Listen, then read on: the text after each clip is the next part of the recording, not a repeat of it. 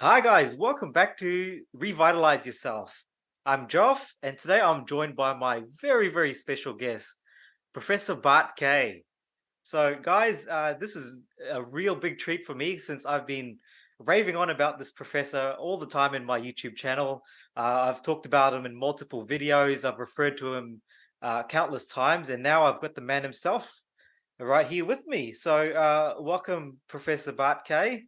Thank you for your time in having a chat with this bloke here from Australia. How are you?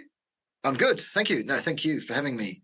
It's a privilege and a pleasure to be able to come and talk to you and your folks about whatever. Awesome stuff. Well, you know what? I don't want to waste your valuable time. I just want to get straight into the questions. And so today, I really want to discuss a few things in regards to human nutrition. Mm, Now, there are a lot of things, I guess, that we've found out, especially those in the carnivore community, that we just want to share out to everyone else who's not in the space right now. I want to talk about the kind of lies that we've been spouted to and told about by countless, shall I say, organizations or people that have got agendas and just their messages that they want to push out to us. Now, often people in position to preach these things um, will often refer to the scientific evidence or the mm, literature. mm, Okay, now scientific evidence for me anyway, I believe that it's shaped a lot of our ways of thinking when it comes to human nutrition. But mm. not a lot of us have actually dived or actually looked into this so-called area of science when it comes to human nutrition. So, first question I wanted to ask is, what the hell is human nutrition sciences, and what how do we actually justify it to the diets that we're currently eating today? Okay.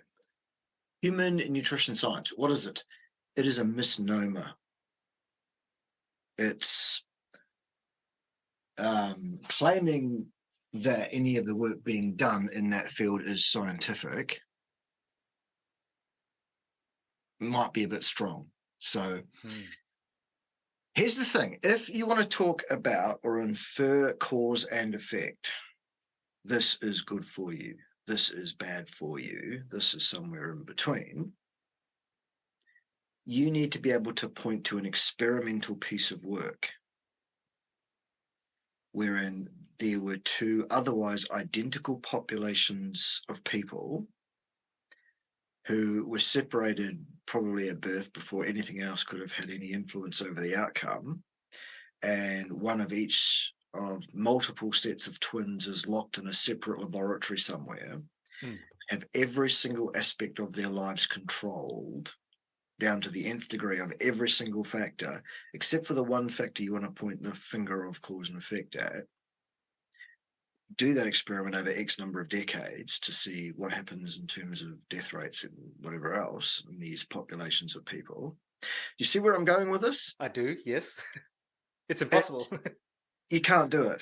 Yeah. Ethically, you can't do such studies. How are you going to get ethics to lock a large number of sets of identical twins at birth in separate laboratories and control their lives in every aspect for any period of time, let alone for multiple decades? Right. Let's say somehow you could get the ethics for that, which you never will. The practicalities of actually doing that, quite difficult. Mm-mm-mm. And if you were up for that, then you'd be up for spending a lot of money, which is the third practicality. You show me a study where a group of people have been kept under actual control in laboratory conditions for multiple decades, and I'll point to a paper that I didn't know existed before that, because there are Right. no studies doing that. There is Right. there is nobody in the world funding that, and nobody's doing it because it's ethically impossible and blah blah blah. So we actually don't have any human nutrition science as relates specifically to hard health outcomes in free living human beings, Right. by virtue of the fact that we don't have any data on controlled human beings. What we have is inferences based on statistical skullduggery for the most part. What I'm often saying to people when they want to talk to me about science and what science says and all of this, or argue with me about what science says, more to the point, often one of the questions that comes up pretty early in such a discussion is, so tell me, are you able, do you have the skill set to complete the statistical analysis done by these authors in this paper, given the raw data set? Could you repeat what they did and do it yourself? Do you know what was done? Do you understand how that is done mathematically? And ergo, what was actually done here to come up with some numbers upon which we've based this inference? Because if you, whoever you may be that wants to argue with me, if you are not in a position to do that, you are also not in a position to argue with me about what the science says. Right. That's where most people fall down. They think the words written in a science paper somehow are the evidence of anything. Yeah. No. Words are a description of the background of the area, the methodology of the current study, and then some commentary about what the authors that collected these numbers and did this analysis propose they should mean to you. This bit here, the numbers, that's the thing that actually does do the proving of something, not the words either side of it. Yeah. That's what most people that want to talk about science, that's where they fall down. They think the science is in the words in those papers. Oh, but this study shows, because it purports in its conclusion statement to show. Yeah. X causes Y or whatever, That's the problem in the field of human nutrition science. We can talk about short-term effects on physiological things in small groups of people under loose control. Yeah. That's all we've got. That's why nutrition science debates continue ad nauseum and ad infinitum. Right. Because if the science was in place and had the answer and the answer was good, there would no longer be a question. There'll be no question. Yeah. So that's where we're at with human nutrition science. Right. It's very interesting because prior to me listening to your stuff online, I was always under the assumption that we had a ton of evidence, a lot of evidence, because we've got these guidelines, we've got certain organizations that say that, well, we have this amount of stuff on cholesterol, for example, that it is the cause of heart disease. And before all this, I believed in all that. So if what you're saying is that we don't have any science to justify claims like cause and effect, so for things like cholesterol being the cause of heart disease, then anytime someone uses those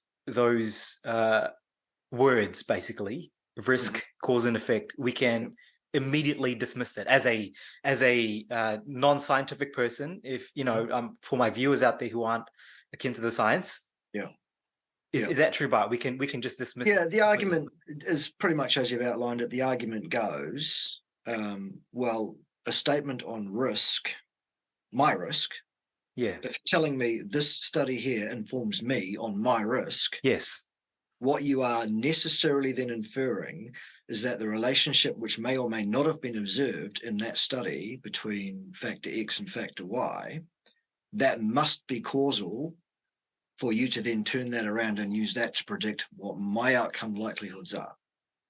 That is a requirement of logic. Right.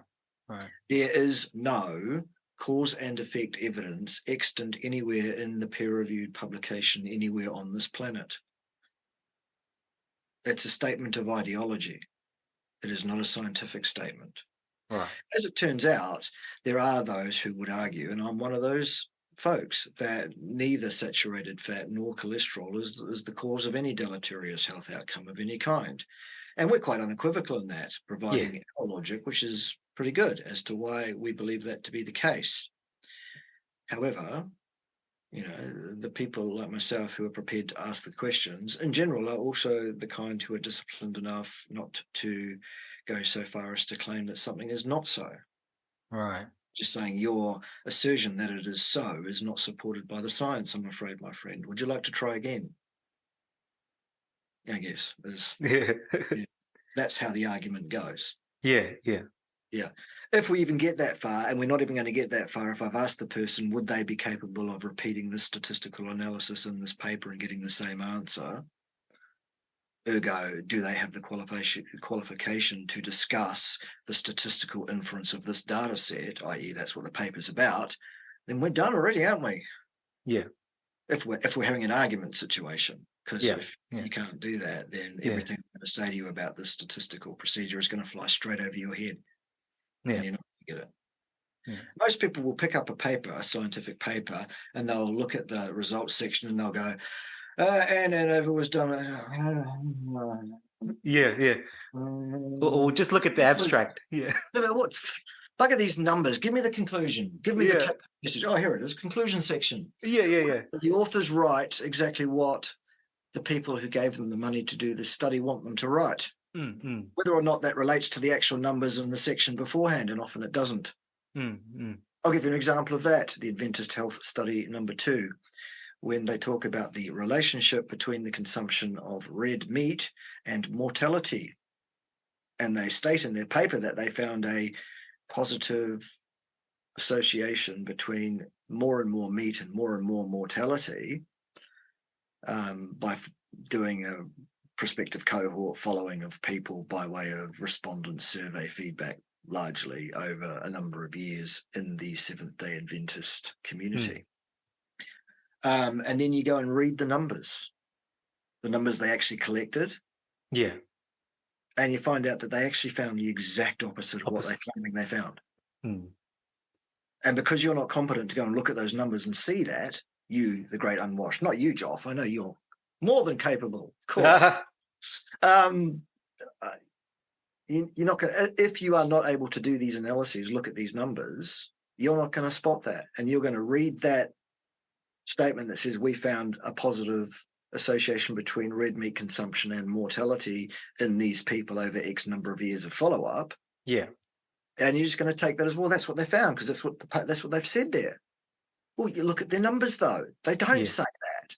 Yeah. They say something completely different. Turns out they changed the numbers that they observed, their data that they collected. They changed that data to something else to suit the ideology of what it is they wanted to say about what they found.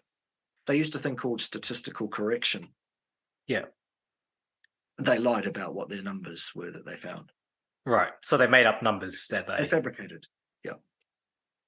They fabricated in such a way that most of the scientific community, for some reason, find acceptable. And I would hazard a guess, Joff, as to why most of the scientific community does find it acceptable. Well, please tell us. Because they don't fucking understand it. They don't know what's been done. So it must be good science. Yes. Yeah. Let's go with that. Yes, let's adjust our data sets. Brilliant. Right. Now, lies about what we observed. Because, again, what do scientists do? They plan properly disciplined experimental observations.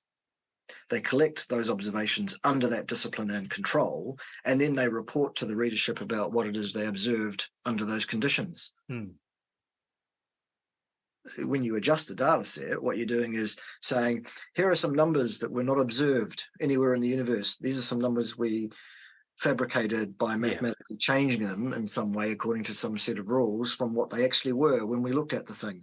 Yeah. Science, though. Science, though. Yep, that's it. Yeah. Oh, I want to go back a little bit, Bart, on, because people will be watching this, and there'll be some that will say, well, we do have long-term studies. Yes. You've had studies that that have observed people Mm. for, certain amount of time, years and years and years. Yes. I'm referring back again just to cardiovascular disease Yeah. and cholesterol. I don't know the study itself that I can pick on the top of my head, but it was one that was to do with statins. Mm-hmm. Anyways, there are long-term studies that In terms of statin use, there are short-term, relatively 5 years and under. right. And I think there might be 1 or 2 studies that comment on periods of time slightly longer than that now. Yeah. Okay. Very probably there are, I would suspect. However, at the end of the day, all these studies are prospective cohort studies of one kind or another. Yeah. Precisely because they do not qualify as experimental science under the disciplines of science, where you are required to control every other degree of freedom, except for the one upon which you are experimenting, to seek evidence of a cause and effect relationship between those two factors. Hmm. Human beings are complex. Did you notice, Joff? There are Just a little bit. an infinite milieu of Hmm. independent control factors on every single outcome in our lives, inputs and outputs, every second that we're alive. To unpick all of that is like suggesting that you know how to get whole, full, properly formed eggs out of a baked cake. It's ridiculous. There is no way. This statistical adjustment is based on superimposing a bunch of what are assumed to be independent correlation values between what are assumed to be independent pairs of variables Yeah. into this one massive regression sum, and thereby stating that we are somehow able to inform in any way whatsoever on causality. Now, the thing about correlation is this: no single variate correlation between X and Y can give you proof of causality. All it can do is tell you that those two things co-vary together. Right. There might be a third control factor that's mediating that.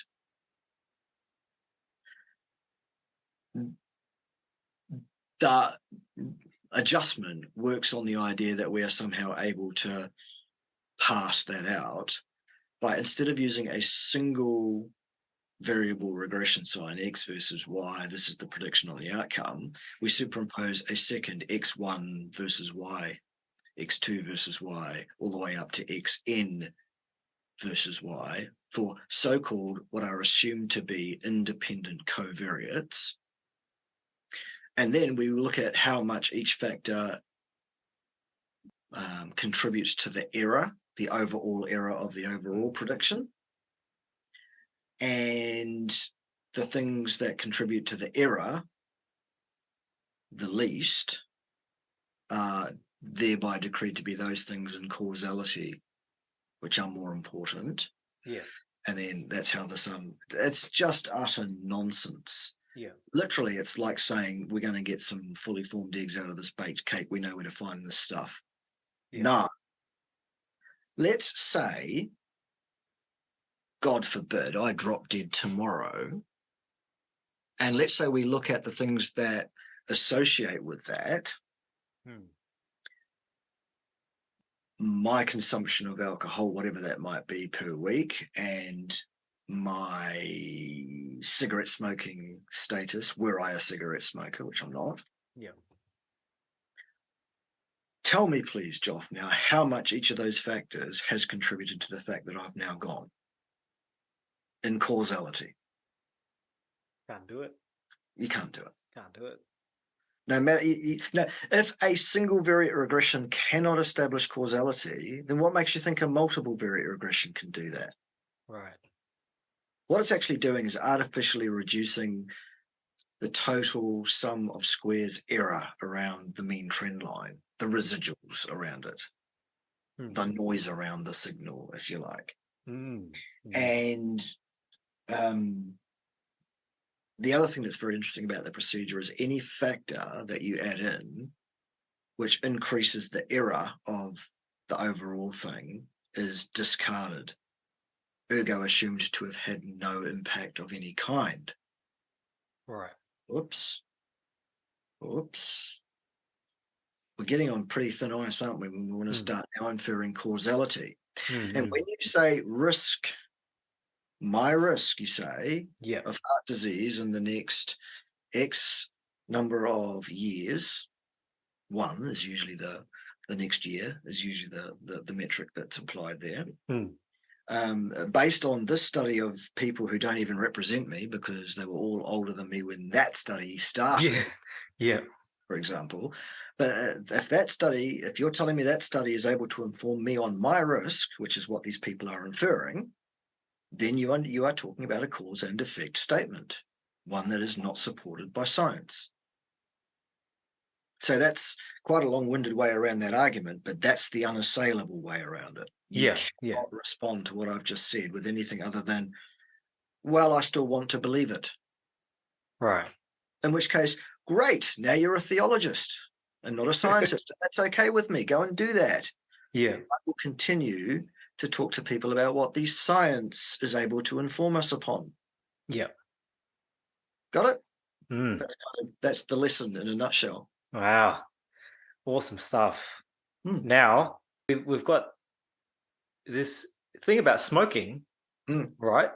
Yep. Okay. Yeah, we've got epidemiology, right? Yes. On smoking. And we've got, this strong data that suggests that there is a strong association between smoking in relation to cancer-related deaths. Yeah. Am I right? So those aren't cause and effect studies. No. But can we still infer causality with I think I understand the question where you're going. And I think that the way to differentiate what we're looking at here with smoking epidemiology and nutritional epidemiology is the magnitude of the differences observed or reported once they've adjusted them, i.e. fabricated them. Yeah. But thing is, if you look at the incidence of lung cancer in two populations of nominally similar people, so-called randomly selected from society, so-called average Joe people. So already we don't have genetically identical twins, so we don't have cause and effect. We have an inference. And it's a pretty good inference because when you compare people who don't smoke at all with people who do smoke in various bins according to how much they smoke, what you find is a very, very strong dose response outcome associated with that history to the tune of an increase in lung cancer incidence of 11,500% per packet year of smoking. A packet year of smoking being one packet of cigarettes, 20 cigarettes of standard size per day for a year. So for every one of those years of smoking 20 a day, you have an 11,500% increase in the representation of people who are diagnosed with lung cancer over the follow-up period versus people who are not. That's not a cause and effect proof statement. That's not an experiment. You couldn't get the ethics for the experiment. No. Any more than you could for what we were talking about earlier, of course. Yeah. Mr. Ethics Committee, Mrs. Ethics Committee, Madam Ethics Committee, whoever you might be or identify as, perhaps you're an electric train, I don't know. God. Can we please do a study where we subject people to something we believe to be likely to cause cancer over years? Can we do that, please? No. Hell no. No, not going to do that. However, something that happens 11,500% more in the smoking group than it does in the non-smoking group is probably worth paying some attention to. Yeah. Yeah. Let me give you an example from epidemiology, just to nutrition epidemiology, just to compare and contrast. Yeah. The Adventist health study that I spoke about, the one that actually reported 180 degrees out of phase with reality in the first instance anyway. Yeah. Fine, let's ignore that for now. Let's look at the magnitude of what they reported, which again would require a competent faculty of statistical analysis. Yeah. What you find is that they were proposing something like a 1.5 times incidence at the highest level of meat consumption versus no meat consumption at all. 1.5 times, 50% increase. Versus smoking and lung cancer, 11,500% difference. Which one of those are you going to take more seriously? Oh, yeah. Neither is a cause and effect evidential study. But one's pretty damn convincing and the other one really is not, is it? No. Especially considering that actually it was the other way around from what they reported anyway in terms of the incidence of death. Turns out the vegan group were the ones that experienced more death than the vegans at every level of meat consumption in the raw data set. Right. Oh, yes, but we adjusted for age. The vegan group got older. Well, why? Number one, why didn't you equate the ages of your subgroups before you started your observation? And that would have taken that factor out in the first instance, which is what scientific discipline would have required you to do. You can't take it out after the fact. It's hard baked into the outcome now. Yeah. Cake. Yeah. Now you have no ability to talk about cause and effect and should not even attempt to do so. Oh, yeah, we adjusted for age. Yeah. You mean you fabricated a data set because you didn't have the discipline to actually properly control and equate your groups before you started observing, because you had no intention on reporting on what you observed anyway, because you were always going to adjust it to say something different. Good science, that. Yeah. Guys, I just want to plug in Bart, your videos on that particular study. You've done 2 videos on that recently, haven't you? On your channel. Oh, yeah. Yeah, so go on and watch Bart's recent videos on the Adventist study that he's referring to. Some great, valuable information there.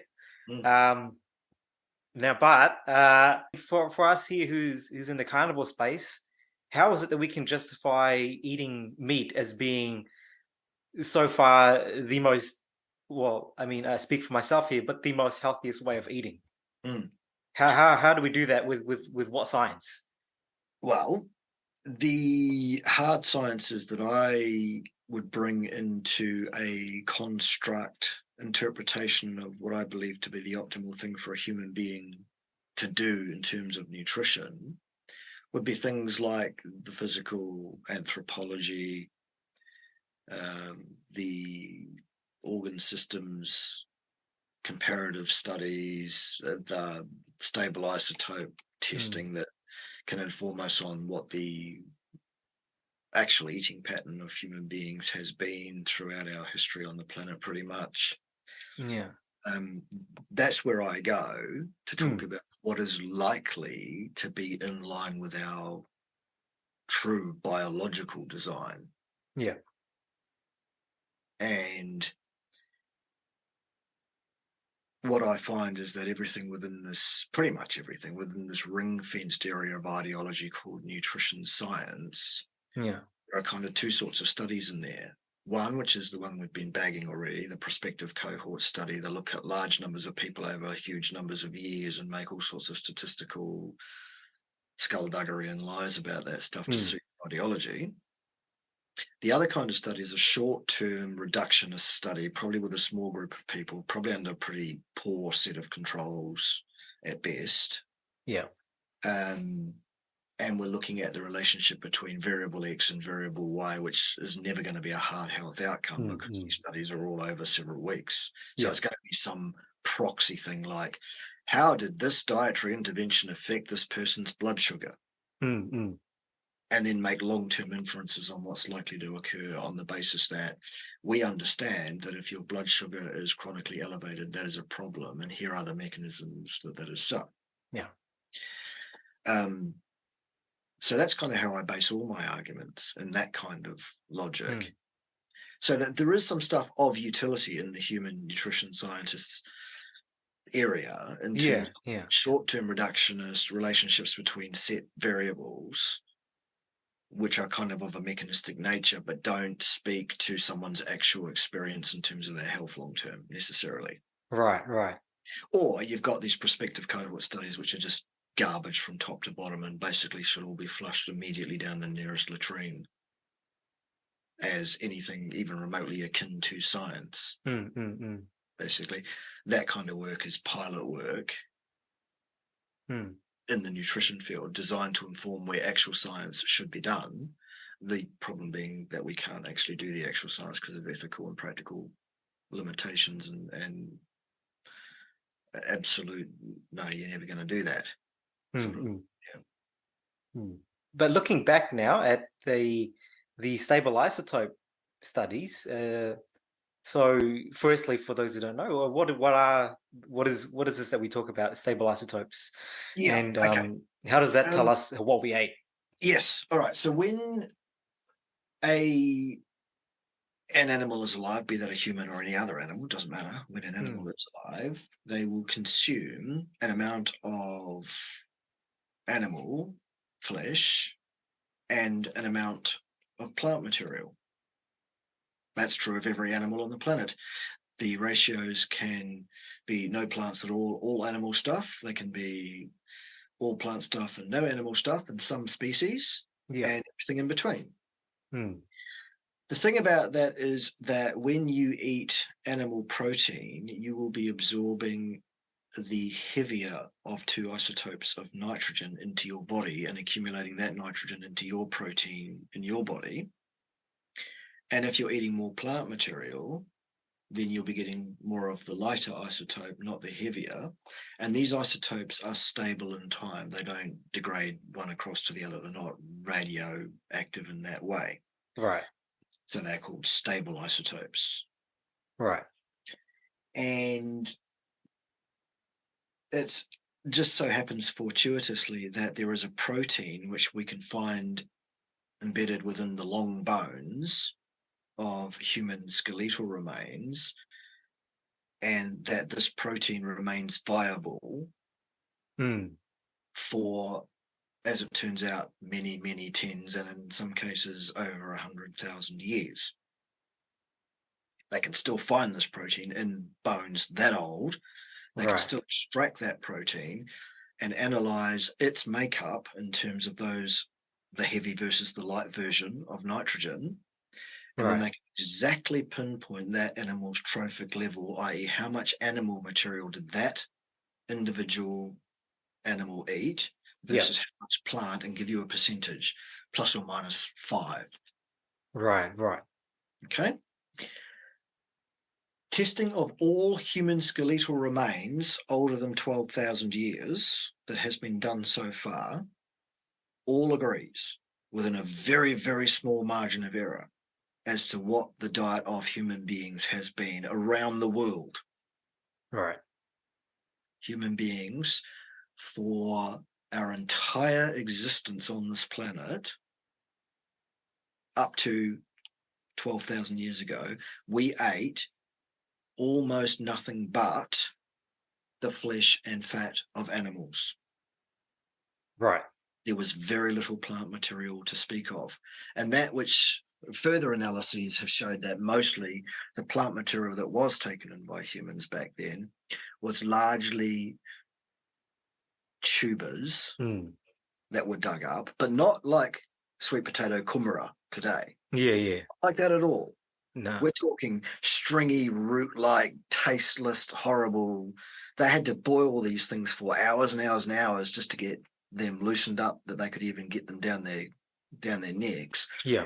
And rely on a small amount of, or a very, very small capacity the human digestive system has to host enough bacteria to do any kind of work to change that into anything useful.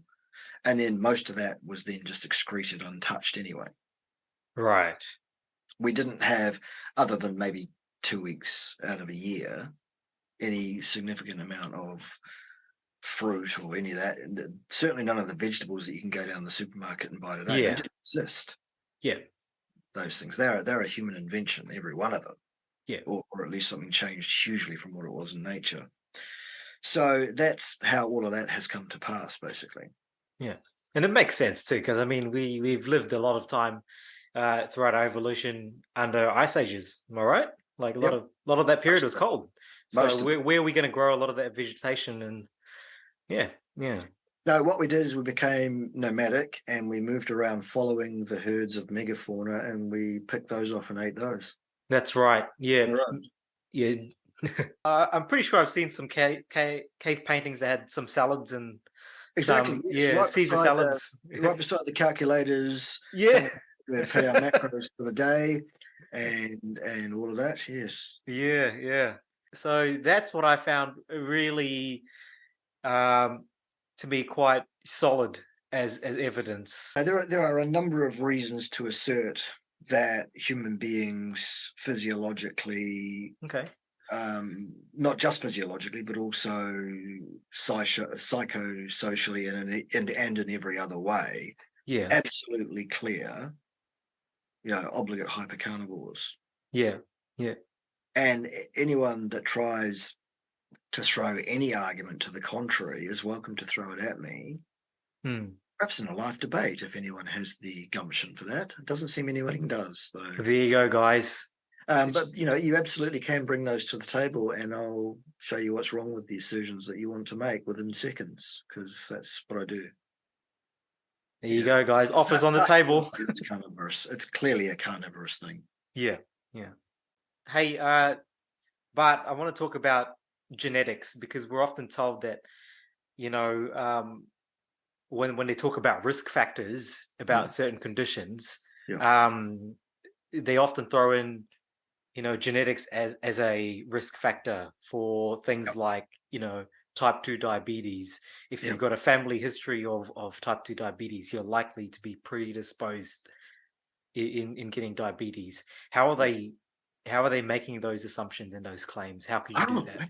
That's very, very interesting, because you see, while it's a known and understood and thing that seems to be in the consciousness of somebody making that argument, that families tend to share genetics, that ignores the fact that they also tend to share eating habits. So which was the cause of the problem? Right. And if you say, oh, yes, but we've identified this gene that predisposes these people, that's where we start to have a very interesting discussion. Oh, a gene predisposes you, does it? Yes. Now what you're doing is inferring, you, the great whoever is making that argument, not you, Joff, obviously. What one is doing by doing that is basically backward inferring this causality again. Yeah. From an association. Gene is present, ergo, disease process is more likely. Well, no, because outcomes are affected not purely by genes, but also by other factors that have impact on the outcome at hand. Right. So, yeah, I mean, and any one gene, all that will ever do is encode for the production of one particular protein. Right. And if you could identify a gene that is falsely encoding for that protein so that that protein doesn't work as well, you could then say, well, look, there is a mechanistic way by which that person is more likely to suffer these particular outcomes. That assumes a lot of things, including an assumption that one's genetic makeup is a fait accompli. What people don't understand is that every one of those genes can be up or down regulated in terms of its activity, the production of the protein encoded for. So it's not just what genes you've got, but it's also, okay, and in what environment did you place those genes? Because those genes react to that environment and optimize all sorts of factors amongst themselves Yeah. to realign your likelihood in reality, because all of this stuff is encoded for by it having an inherent understanding of its own biology, because it's informed by the same positive and negative selection pressures. So your body will then rearrange itself Yeah. the right way. Interesting. Mm. Interesting. Yeah, it's it's very interesting to know that, because it's one of those things, as a common person, you hear that you're at risk of something like, let's say, heart disease or whatnot, because of because of a quick background check with your first or second generation of your family, that you can infer that you yourself are at risk. I found that to be absurd even before I went carnivore. It's an inappropriate backward logic, Yeah. if you like. It's assuming commutability where there isn't any. Hey, Bart, I got one more question. I Mhm. want to talk about longevity. Yeah. That's all right. Yeah. So, look, there are often, and I've heard this a lot. I don't know why recently, about studies that look at longevity. Mhm. Again, we've talked about cause and effect and stuff like that. Yeah. And whatnot. We don't have studies for that. Right. But Correct. people refer to studies such as, the blue zones, Yeah. or epidemiology that relates to someone living, a group of people living longer. Yeah. Okay. Yeah. For myself, does that apply to me as a person, or whoever's watching this right now? Mhm. Does it apply for those people? What can we take from those studies? Okay. In terms of longevity as an outcome, once again, there are two sorts of studies available for you to read. Whether or not you'll understand them depends on whether you would be able to complete those statistical analyses yourself and repeat what they did and get the same answer. Otherwise, you're stuck with reading the words on the page, which might say something other than what the numbers do, for example, as discussed earlier. But the two sorts of studies are the ones that will prospectively associate death rate with some outcome under some set of corrections. Nonsense, not science, lavatory, perhaps with some use first. Flush, flush, flush. The other sort of study is the one that reductionally looks at the relationship between some intervention, this miracle supplement, for example, and some other biological signal thought for some reason or another, rightly or wrongly, to be associated with longevity in some way. We don't have studies where people were locked in labs and fed miracle supplements and everything else controlled for years and years and years to see how quickly they die. Goes again with the ethics and the practicalities and all of that. So what about these blue zones then, eh? Rubbish. All of it. For a start, they are theologically underpinned. Yeah. Absolutely, without any question. Secondly, they purport to associate factors. Well, so what? Cases of sunburn are highly correlated with the sale of ice creams. Ergo, we should deal with the sunburn scourge by outlawing the sale of ice creams. No, that doesn't make any sense. It's that false assumption of commutability. Yeah. Cause and effect, effect and cause. All that. No, these are associates that do not form on cause and effect, and cannot, and never will. Yeah. Awesome stuff. Well, Bart, thanks for your time, mate. That's all the questions I've got. Really do appreciate you coming on the channel. But can you just tell people your socials and where people can reach you, what it is that you can offer to people? Absolutely. Yep. Probably the best thing to do is to drop into my actually science-based YouTube channel. And you can find that by going to YouTube's and punching in at BART-KAY, and that'll take you straight there. And all my other YouTube channels, because I've got 5 or 6 of them, they're all linked underneath every one of my videos there in the show notes.